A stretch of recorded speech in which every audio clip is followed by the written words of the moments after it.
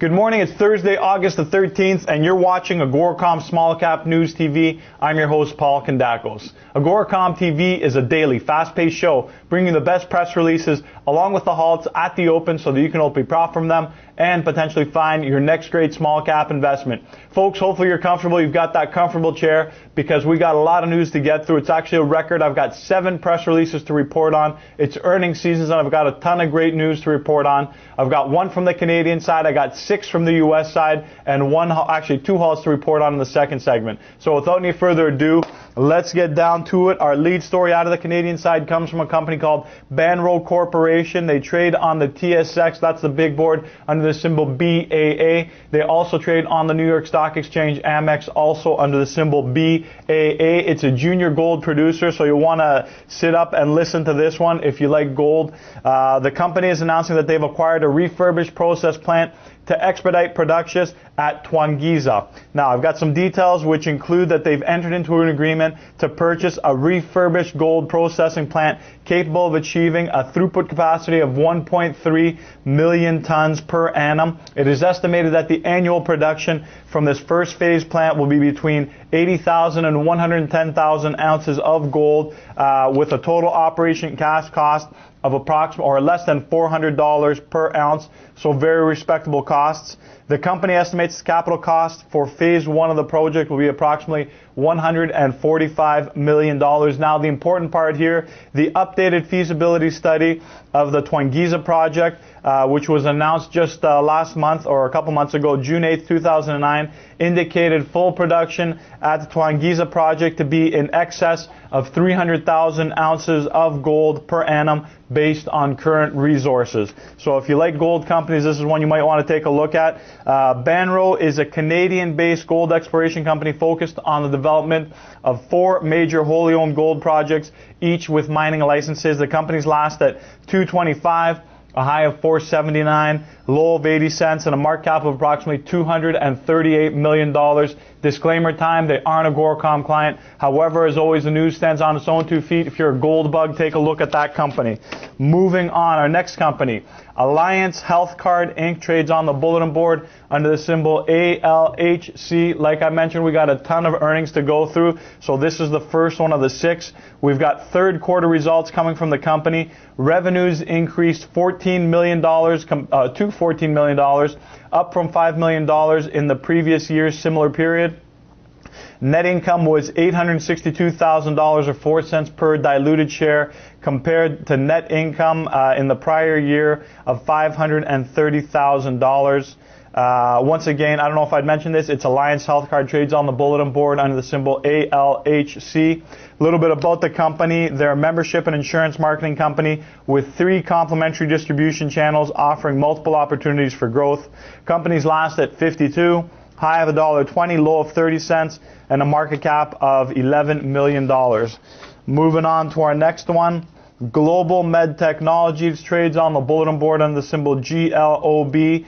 The company is announcing operating results for the 3 and 6 months ended June 30th, 09. Company is announcing record revenues of $16 million for the first half of 09, representing an increase of approximately $7 million or 74% over the $10 million they recorded for the first half of 08. And in the first half of 09, operating income improved to $1.7 million, and that's up from $1 million in the first half of last year. Net income for the second quarter of 09 increased 79% to $272,000, and that's up from $152,000 for the comparable 2008 period. A little bit about the company. They're an international healthcare information technology company which develops regulated and non-regulated products and services from the healthcare industry. Last at 79 cents, high of $1.46, low of 31 cents, and a market cap of approximately $27 million. Moving on to China XD Plastics, also on the bulletin board under the symbol CXDC. The company is announcing record revenues for the second quarter. Revenues were $32 million. It's an increase of almost 40%, up from the second quarter of last year. Gross profit was $6.7 million, an increase of 15% from the same quarter last year. Gross profit margin was 21%. which is down from last year's margins of 25%. And finally, we've got EBITDA, which was $6.2 million, which was an increase of 12.5% from the second quarter of last year. A little bit about the company. Through its wholly owned subsidiary, they develop, manufacture, and distribute modified plastics primarily for automotive applications. Company's last at $6.10, high of $9.92, low of 62 cents, and the market cap of just under $240 million.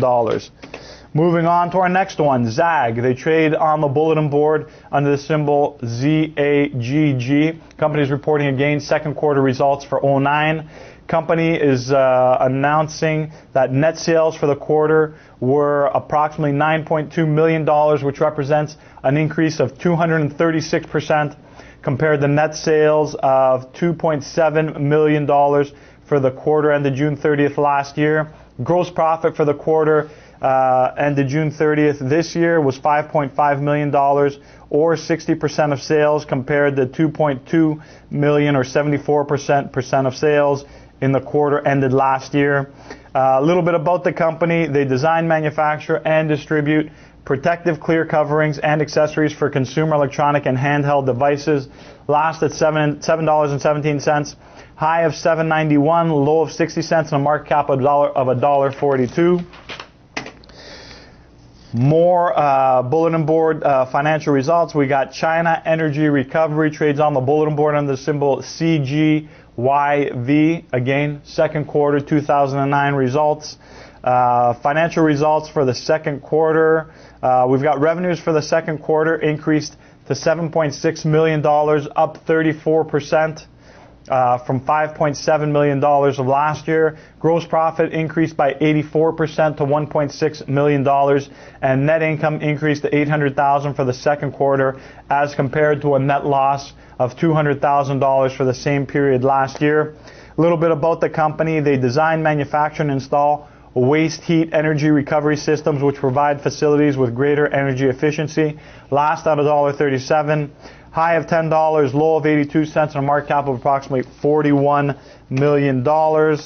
And finally, last press release, Artificial Life. They trade on the bulletin board under the symbol ALIF. Once again, second quarter results for 2009.